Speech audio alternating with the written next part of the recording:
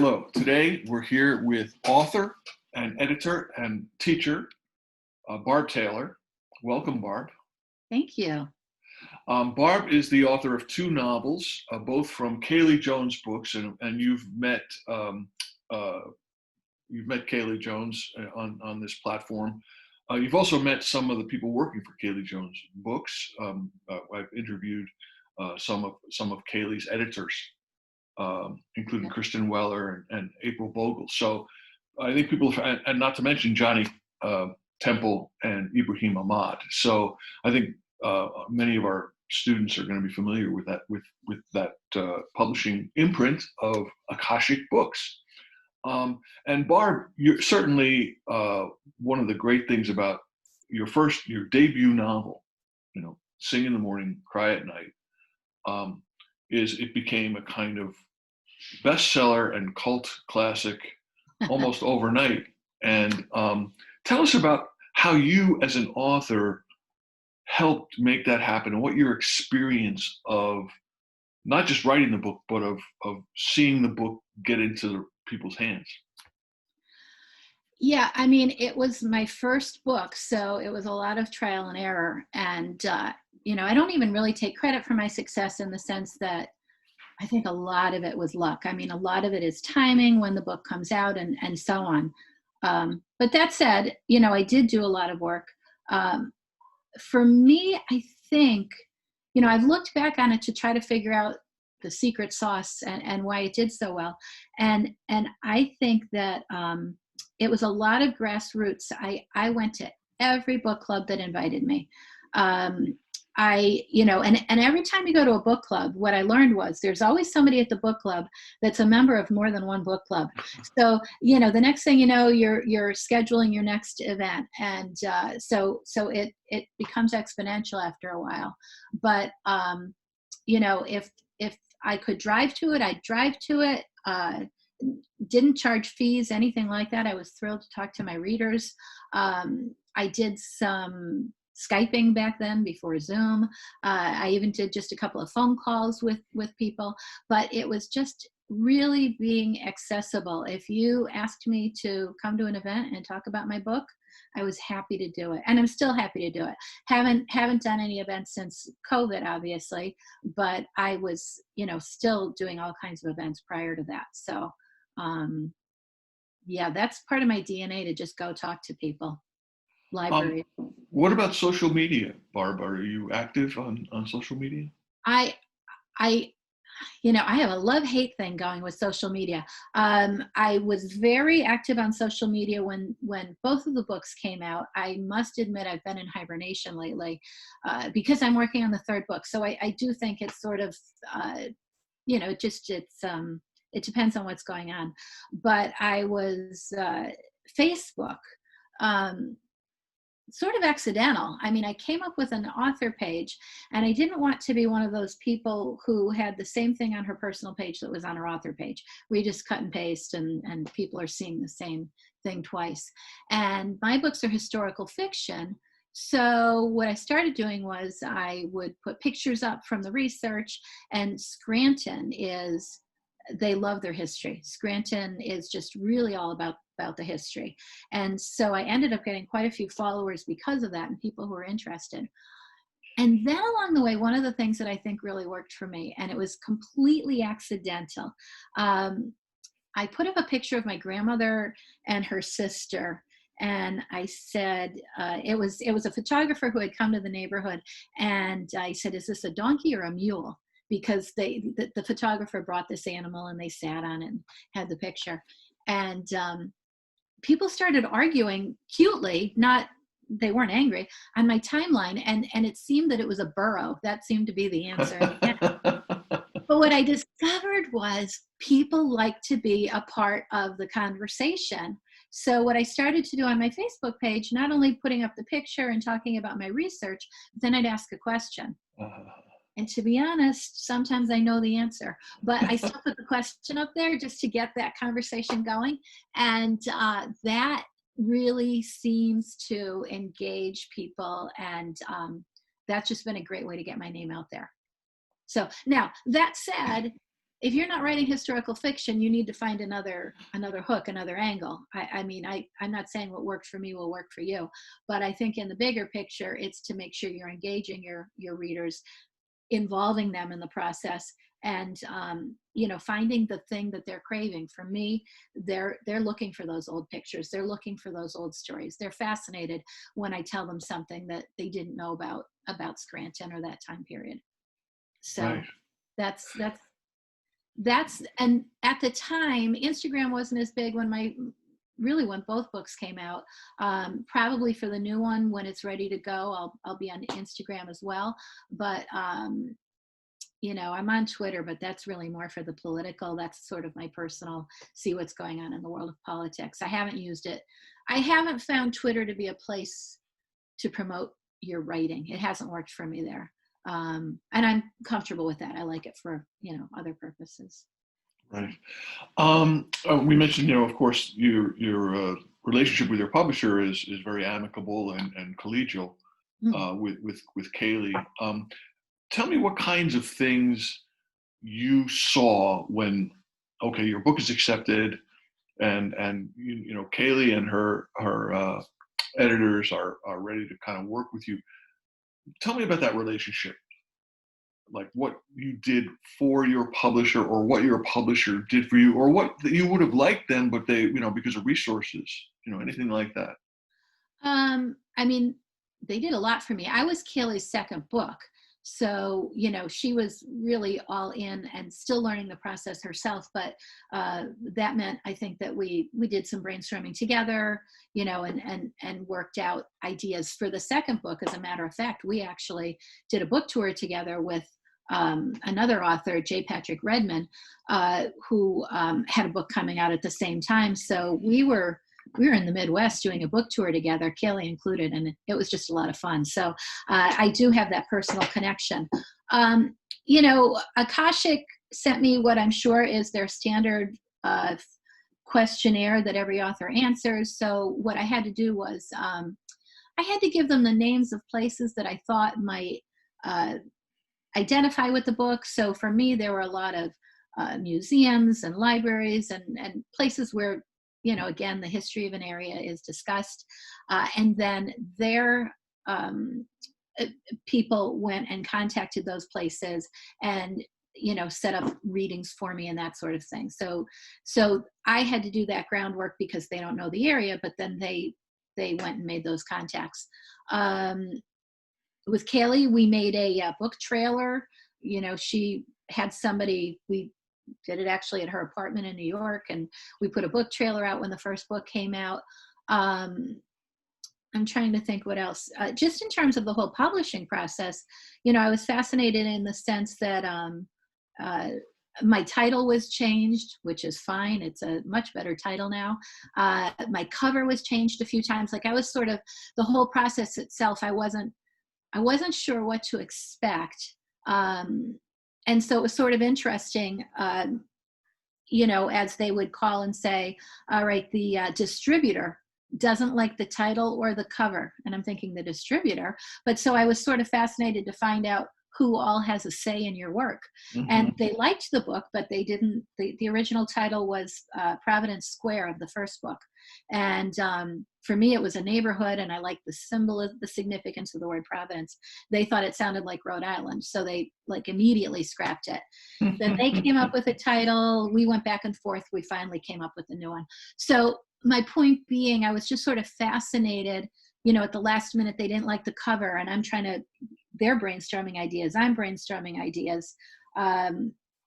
I finally came up with the idea of the bird, the collage, and all of that. I mean, it was very rough. Obviously, a real artist put it together. But, I was a teacher for 31 years. I was a public high school teacher. So the idea of, any of this, it was brand new to me in terms of publishing.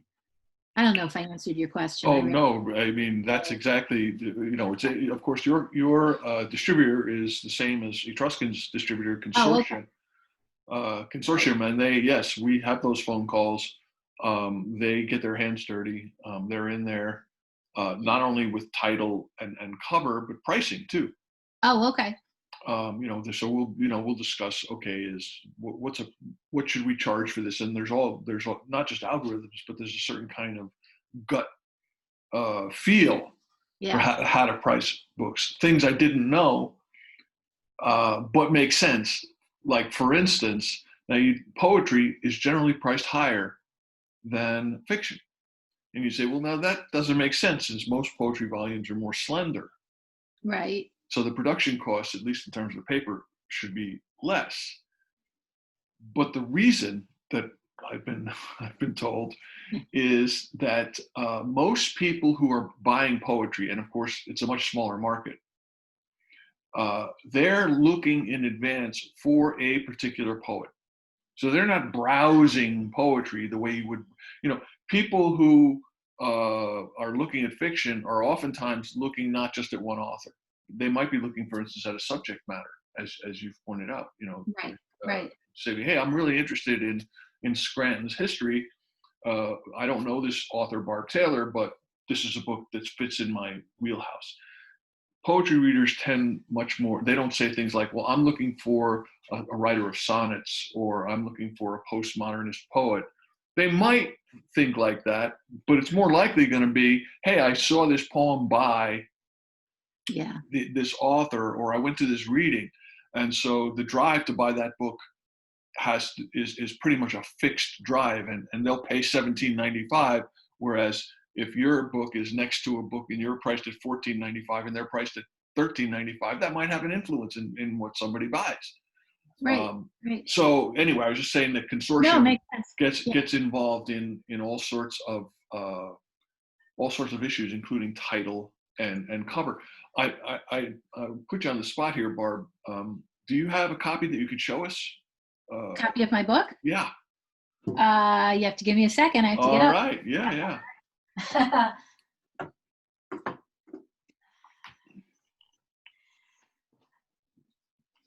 There's There a we copy. go.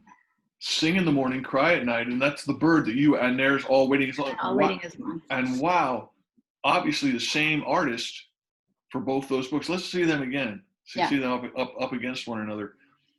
Who is the artist? Ed. Oh my goodness, how did I just blank on that? Give me a second. I'm looking to see. Ed McKenzie. Oof. Ed McKenzie put those together for me. And how wonderful to have that congruence, the feeling. Now, these books are not meant to be part of a series, so to speak.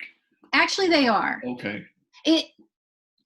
I think of them as they're standalones, but they're part of a trilogy. So I'm working on the third book now, but you could read them in any order and understand them and get them, but it is the same family. So there is a continuity there. And when during production of the first book, you were already thinking of the second, and in other words, did you conceive the whole thing as a trilogy when you were, or did that come afterwards? You know what? The trilogy idea came when I was at Wilkes, and Chris Tomasino happened to be my outside reader. And so when I met with her, she talked to me about the fact that publishers would, if they were going to invest in me as a first-time author, they would either expect 3 books in the same genre to sort of build that audience, or a trilogy, would be another way to go. And we talked about it, and I thought, you know what? I think these characters have more to say. And so I went with the trilogy idea. Now then, we sent the first book, Sing in the Morning. We sent that book out. I think she sent it to 20 or 30 publishers, and it didn't sell. And so I put it in a drawer, and I wrote the second book. So I wrote the second book. I guess I was hoping the first one would still get published because they were connected. Although the second one could have been published on its own without the first one. It could stand alone. But so when I actually sold this, so I wrote the second book, and then Kaylee, who had been my mentor at Wilkes, had an idea for how I could restructure the first book. So I went back, I did the revisions. That took me 6 months maybe. And then I sold it. So when I sold Sing in the Morning, I already had the second book in the trilogy, the first draft of it. Yeah, so that it was a plan, but not a plan. Again, I was a teacher who wanted to write. And so it's probably good that I didn't think it through and think, it's kind of silly to write the second book in a trilogy when the first one hasn't sold. I wasn't thinking that way. I was just writing. But I think Well, that's the best way. I think that I can't imagine a more perfect lesson in that regard is that, people who are looking at books as a potential revenue source or commodity that they want to produce are less likely, I think, to carry on through the travails that the writing life imposes than those who just say, okay, I'm moving on. As my old teacher, W.D. Snodgrass, used to say, when someone asks him, should I become a poet? Look at my work. And before he looks at the work, he says, not if you can be happy doing anything else. And there you go. So when you say, I put this in the drawer, but having said that, tell me a little bit about that experience. Now, Chris Tomasino is your agent. Is that my agent? Yeah. Yes. And in fact, we've interviewed Chris as part of this series. So, and we're working with Chris, as a matter of fact. She's the agent for Lori Carter. Oh, sure. Was Lori Kennedy. And I love Lori. We're doing her next book. And in fact, we're just right now finishing up the contract. Oh, I'm so excited. Yeah. I remember when she wrote her first book, and I forget, somebody from your press had me talk to her about publishing and being a new author and all of that from a trust. I think maybe Bill, somebody called, but that's how I met Lori. So that's wonderful. And so her next book's coming. So let me ask you about your relationship with the agent and how that came about and what you expect, what one should expect. A new author, what do they do? Yeah, first of all, I love Chris. She's just a wonderful human being and a great agent. For me, not the most important part, but I've never negotiated. I've never had to. I was a teacher. You're on a step. You get a salary. It's all sort of done for you. And suddenly I was thrown into this world where you have, you negotiate for a contract and this and that. And that's just not my thing. And I guess I could learn to be that person, but Chris does that for me. Chris speaks for me. Chris knows the business. So she knows what she's talking about. So it's just a comfort to have that person that I can say, I'm trying to think now, I'd really like to go to these places. And so when she's talking to the publisher, she's letting them know what I want. And yet I don't know, there's just that middle person. Mm-hmm. On top of that, she negotiates your contract, which is wonderful. And it's not just the contract, it's not just the money, it's film rights and all of those things that I just would have no clue about. Now, I have to say I'm with Kaylee Jones Books and Akashic, and I trust them implicitly. So I don't have any concerns about anybody trying to take advantage of me. But still, it's nice to have that person who is speaking for me, because I just don't have the expertise in this field. That's not I write. I don't negotiate. I don't write contracts. So I was happy to hand all that over to her. And then on top of it, I will say, Chris reads my books. Separate from all that stuff, she has, I don't know if all agents are this way. She's my only experience, but she's a rock for me. If I'm struggling with the writing, we talk it through. She reads my work. She's a great reader. I wait until the whole draft is finished and I send it to her. That's the way we've worked. And now I get a little superstitious. I feel like that's how we do it. But she's just a wonderful, warm person and knows the business. So I trust her like you would trust going to a relative that you've just, who has experience in something. Yeah, I wouldn't do this without her. She's wonderful. And in fact, that's an ideal situation, obviously, to have an agent that you trust. And that how did you make that connection to begin with? Well, because of Wilkes. Okay. She was my outside reader. Right. So she liked my work. Okay. And so, And then you approached her about this, or she approached she you? approached me. She approached She you. approached me. Yeah. Wow. Yeah. She read an early draft of the first book, needed a lot of work. She gave me a lot of great suggestions. And so, I mean, the book wasn't ready at the time, but I guess she could see promise in it. And so, it's been through Wilkes, which it's funny because I was asked to speak at a, a a writing convention or something, and they wanted to know all about how I got my agent. And it's sort of disappointing in the sense that I didn't have to query anybody. It sort of came naturally out of Wilkes, and they were very disappointed. They really wanted me to give them the secret answer. Right, right, right. But for me, it's because it's the connections I made through Wilkes. Now, it's not connections because I was born into a certain family or this or that. It's because I worked hard and I made those connections. But can't say enough. I know this isn't a commercial for Wilkes, but can't say enough wonderful things about the Wilkes program and Kaylee Jones and Chris and you. Everybody there is just an amazing place, and that's where I got my start. So And in fact, and my writing community, which right. is I think important. the two lessons I take out of that. I mean, for one thing, the fact is that you did the MFA, Yeah. and with this in mind. And I think what one of the in this course in literary publishing, we're looking at MFA versus NYC. People who go for the MFA program as opposed to just trying to get into the commercial world through Right. other avenues. First, what an example of this connection. You've made the connection from it is because of the MFA Yeah. that you're entering into this commercial successful publishing world that other people are trying to enter. So Right. you can call it luck or you can call it accident, but I don't think that those are really the operative terms. I think it was really a decision on your part, and then not just a decision, but then the second thing about the MFA is as collegial as many MFAs, including Wilkes, is, it's also competitive. And Chris Tomasino read a lot of manuscripts.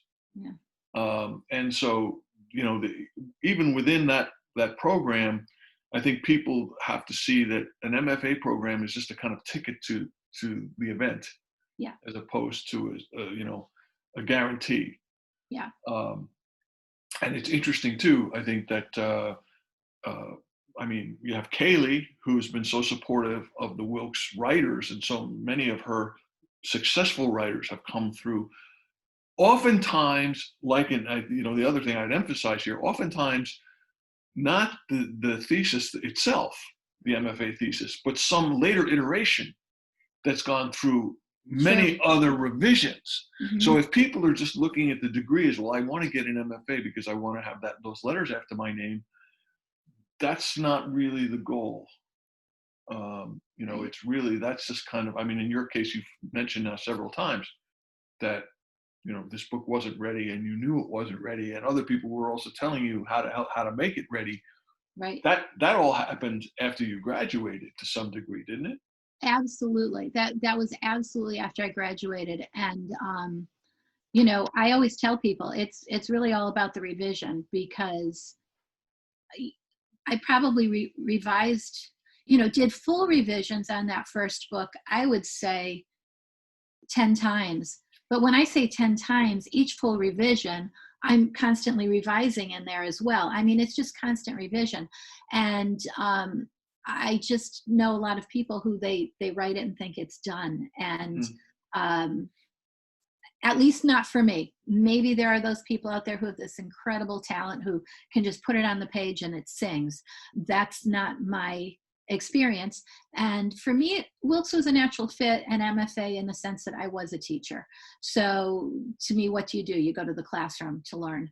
I'm not saying it would work for everybody, but it was definitely the right thing for me. And especially, I mean, not only, like I said, Kaylee and Chris and everybody else, but just my writing community, because, writing is so solitary. that you also need that community. And that's where I found it. You'd think I would have had it. I was an English teacher for 31 years, but that was about teaching. It wasn't about writing. It was about literature, but teaching it. So, yeah. And now that you're retired, Barb, in that blessed Elysian field that I aspire to myself someday, you've started a new career as an editor. Tell us about that. Well, it's sort of funny. I did retire from teaching, and I write. I'm writing. I'm working on the book and all. But somebody, I'm trying to think, I think maybe Lori Lowenstein asked if I wanted to look at a manuscript. It was one that she didn't have time for, and she had a connection, and that's how it started. I read that first, and I've worked with about 6 or 7 clients now, but they come to me in all stages. For the most part, they have a completed draft. I'm working with one client now, and she's fabulous. She's writing the book from scratch. And so that's sort of a whole different ballgame, because she'll send chapters and we'll work on them. But mostly I'm critiquing the manuscripts. I'm looking at them. I'm giving them line edits if that's what they want, or, overall comments. It depends on where they're at in the process. But, Zoom is a great thing because we can meet, we can talk about the work, and, so far so good. It helps me to talk about writing. I love to talk about writing, and it energizes me. Right now, just with everything going on in the world, it's been hard to be creative. So when I get that chance to talk about writing, it sort of just sparks that fire in me again. So it's good for me too. Right. But yeah, so it's a nice, again, writing is so solitary that this is a way that I can use the writing, but, to earn a living, but also be with people, talk to people.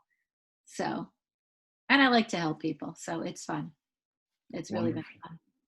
Yeah. Barb, let me, most people I would be hesitant to do this, but I've grabbed you on former occasions with no notice, and had your beautiful voice up there singing to a crowd. But can I ask you to give us a little bit of Sing in the Morning, Cry at Night? Oh, sure. I haven't done this in a long time.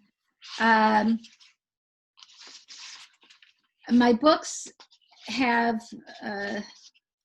little gossip scenes in between. So how about if I just read you one of those? That sounds I'll great. read you the opening gossip scene. Well, I haven't looked at this in a long time. This is nice. They start with just a little helpful hint from a book called Mrs. Joe's Housekeeping Guide. So I'll start there, and then I'll read the introduction, which at some point I think I had to memorize for your class, but I don't think I memorized that. All right. To revive withered flowers. Fill a bowl with water so hot you can scarcely bear your hand in it. Throw a little salt in the water and put the flowers in immediately. The effect is wonderful. Mrs. Joe's Housekeeping Guide, 1909. Widows and spinsters were the backbone of the church. Visit the shut-ins, polish the collection plates, wash and iron the baptismal robes, wrap them in blue paper to keep them from yellowing. Every Saturday morning we clean the sanctuary. Takes a good deal of water and elbow grease. Start in the front, work our way back. No reason, just habit. Mix a spoonful of kerosene into your bucket. Adds a shine to the woodwork. Glass too, if you dry it with newspapers. Cleaning's more difficult after a funeral. The family takes the flowers graveside, but you can still smell them. Stronger when it's a child. Don't know why, but we've all said it. We'll say it again soon enough. That's how life is. Buried the Morgan girl this past summer. Tragic. Only 9 years old. The candle of Grace's eye, as we Welsh say. And Owen's, most likely, since Daisy was the first of their 2 children. Reverend Halloway preached himself proud. Not easy under such circumstances. Seen better than him fall to pieces while performing a service for a youngster. Oh, and two, a rock if we ever saw one. Patience of a saint, holding his wife on the right and that other daughter of his on the left. Job himself could not have done better. Of course, strength like that can't last forever. Now, Grace, she's another story. Just have to look at her to know. She'll take the easy way out, go batty like her mother. Not that we can blame her. Who's to say we'd manage any better? Hope we would, though. And then there's Violet, lost her only sister, accident or not. Can't hold a body accountable at 8 years old. Probably didn't do it out of meanness. Makes us wonder is all. That's Sing in the Morning. Thank you for that. I haven't looked at that book in a while. Thank you, Barb. Barb Taylor, author, editor, teacher, and singer. Yes. Extraordinary. My famous singing career. I hope we get a chance to sing again soon. Thank you so much. This was wonderful. Thank you. Love you.